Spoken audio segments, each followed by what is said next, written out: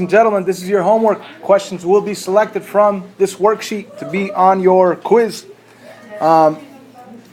There's two parts to this assignment. There's solving the radical equations and solving the radical inequalities. Let's do a couple of each. Pick one. Number 5. 7. So number 7, quickly, you're going to square both sides to get rid of the square root. So b minus 5 equals 16. And then you're going to add 5 to both sides. So you're going to get b equals 21. Wait, hold on. Even though it's very tempting to just move on, you need to do what? Double check it. So you take the 21, and you take that 21, put it right here. What is 21 take away 5? At the very least, check in your mind, right? 21 take away 5 is 16. The square root of 16 is 4. So we double checked it, right? So we know that this is the right answer. Which other one did you guys want to see? What? 5? 5's easy also. It's written as a rational exponent instead of a radical. So again, you're going to isolate it. Let's get rid of the 18 first. 25 take away 18 is 17? 7. Yeah, math teacher can't subtract. So we have negative 3 y to the 1/2 power equals 7. And then I still need to isolate the y to the 1/2. What do I do next? Divide by negative 3. Divide by negative 3. So what we have now, is, let me move it. Y to the 1/2 power equals negative 7/3. Now you don't want y to the 1/2 power. You just want y. So how do I get rid of the 1/2 power? You square it. You square it. And what you do to one side, you do to the other side. So I really do end up with y equals, now if you're confused right here, because of the fraction, it's simply negative 7/3 times negative 7/3. So when you think about that, negative 7/3 times negative 7/3, it's going to be positive 49 over 9. Wow. 7 times 7 is 49. And 3 times 3 is 9. So y equals 49 over 9. Do me a favor, check the back of your worksheet. Make sure this is correct. What does it say on the back? No solution. That's because we didn't check. We didn't check our work. See how easy it is to forget to check your work? A lot of times we get the answer, we're like, oh, we're done. You need to check your work. So what we need to do is plug it back into the original, 49 over 9. So let me go over here up on top and plug in the 49 over 9. Now, I know you guys are thinking, oh, that looks too difficult to do. It's not. If you recognize that the power of 1/2 is really the square root. So in reality, this is a fraction that has a square root on it. And if you have a square root on a fraction, you split the square root to the top and to the bottom, correct? Yes. So the square root of 49 is 7. The square root of 9 is 3.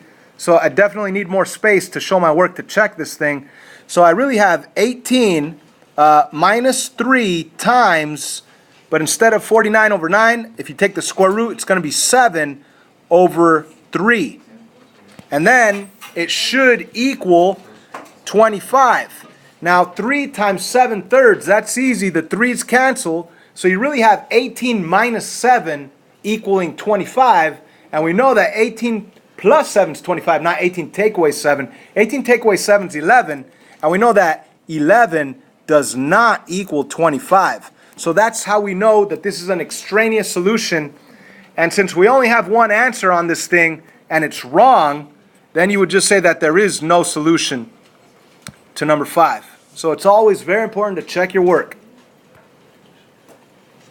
So how about we jump to the second half of this homework, the solving radical inequalities. Okay, before we move on to the second half, we're going to do 15, just because somebody asked. So here we go. Square both sides. So you'll have 3z minus 2 equals z minus 4. And let's subtract the z's to get them to one side. That'll cancel out. Subtract z. So that's 3z, take away 1z. You'll have 2z. And let's also do 2 steps in one. Let's add 2 to move it to the other side. Add 2. And you're going to get equals negative 2, correct? Yes. Which means divide by 2, divide by 2. It means that z is negative 1. Now you need to go back and double check. If you take the negative 1 and put it up here, that'll be 3 times negative 1. That's negative 3 minus 2. That is negative 5. However, I know you can't have imaginary values. However, if you do take the negative 1 and plug it over here, it also gives you negative 5, right? So it does give you a 5i equaling a 5i, the same exact values. So the answer in the back is...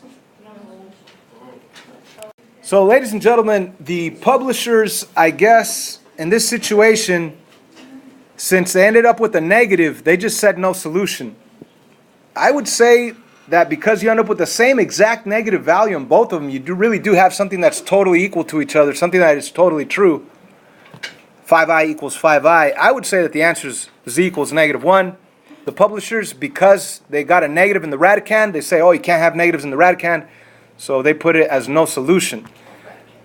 I would say the answer is z equals negative 1.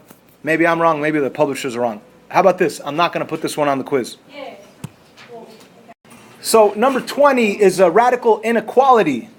And the very first step 1 is to get your radicand value and make it greater than or equal to 0, because you want the inside value of your square root to be greater than or equal to 0. You want it to be positive, obviously, because if you end up with negative, you end up with imaginary values. So let's do this on the side. I want to take my radicand value, 2a plus 4, and it has to be positive. It has to be greater than or equal to 0. And if you solve this thing, you're going to have 2a is greater than or equal to negative 4. And of course, if you divide by 2 on both sides, you're going to get a is greater than or equal to negative 2. Cool? Okay, so that's the first part of our answer. We're going to leave that on the side right there. Step 2 is to actually solve the original radical inequality. So it's kind of like saying you have a negative sign in front of a giant X. If you had negative X, to change the negative X to a positive X, you would divide by negative 1. So I'm going to divide this thing by negative 1. That's like an invisible negative 1 right there, which will cancel out. And what you do to one side, you do to the other. Now, because this is an inequality, and because I'm dividing by a negative, it's going to flip the inequality symbol. It's going to become less than or equal to positive 6 right here. And on the right side, we have the square root of 2a plus 4. Now, I still need to get rid of the square root. How do I do that? Square it. And what I do to one side, I do to the other. Square it. So I end up with the nice, beautiful 2a plus 4 is less than or equal to 36. Let's solve this guy. Subtract 4, subtract inverse 4, cancels. You have 2a is less than or equal to 32, which means that a is less than or equal to 16. If you divide both sides by 2, you get a is less than or equal to 16. So that was step 2. So we have the original radicand set greater than or equal to 0, and we got the answer a is greater than or equal to negative 2. And we also solved it and got a is less than or equal to 16. So we need to quickly go to a number line. Step 3 is go to a number line and graph your answers. So let's say negative 2 is right here. Let's say 16 is way over here. And obviously 0 is somewhere in between them. So on the left side, it says a is less than or equal to 16. So less than is to the left. And the other one says a is greater than or equal to negative 2. Greater than is to the right. So this is saying that our answer should be A in the middle, -2 on this side, 16 on this side, with the less than or equal to's between them. Now that's the answer that we got as a compound inequality, but we still need to test and make sure that the answers really do work in between these guys. Okay? So when I check the value of 0, if I go to the original, plug in a 0 for A, 2 times 0 is 0. I'm testing the value inside. 0 plus 4 is 4. The square root of 4 is what? 2. The square root of 4 is 2, and there's a negative in front. So that would be -2 is greater than or equal to -6. That is true. -2 is greater than -6 because it's closer to the positive numbers. So the 0 in here, this point, yes, it works. I mean, at that point, I would just say, yeah, that's my answer. This is my answer right here. But let's just test more values. If I were to plug in something that's on this side, let's say -5, it shouldn't work. Let's plug in -5 right here. 2 times -5 is -10. -10 plus 4 is -6. The square root of a negative is imaginary, so you can't conclude that that's greater than -6. So that would not work. This would be a no right here. And the last one, plug in a number that's greater than 16, maybe like 20. If you were to plug in 20 in here, it won't work. Because 2 times 20 is 40. 40 plus 4 is 44. The square root of 44 will be greater than -6. One more, let's do number 17 quickly. The radicand value cannot be negative, so we're going to say x plus 1 has to be greater than or equal to 0, which means x is greater than or equal to -1. So that's one possible answer. And then we go back to the original and we solve by dividing by 4. Dividing by 4, you're going to have the square root of x plus 1 is greater than or equal to 3. And then we square both sides to get rid of the radical. So you're going to end up with x plus 1 is greater than or equal to 9. And of course you subtract 1 on both sides. You end up with x is greater than or equal to 8, ladies and gentlemen. So we need to go to a number line and put that -1 on the number line and the 8 on the number line. So -1's right here, 8's over here. The top one says x is greater than or equal to -1. That's to the right. The other one says x is greater than or equal to 8. So notice that it says greater than or equal to 8. Greater than or equal to 8 is also to the right. So these are both going in the same direction. And normally they're going this way and this way, which means the overlap is in between. But in this case, the overlap is over here. So the overlap is really from here this way. So my answer should be x is greater than or equal to 8 only. Okay? Of course, you're supposed to double check values to see if it works. So if you were to plug in a value between it, like 0, and you go back to the original and plug in 0 right here, 0 plus 1 is the square root of 1. 4 times the square root of 1, which is just 4 times 1, is 4, and that's not greater than or equal to 12. So in this case, the inside value did not work. That's a no, right? The outside will also not work, but over here on this side it will be a yes if you were to test those values.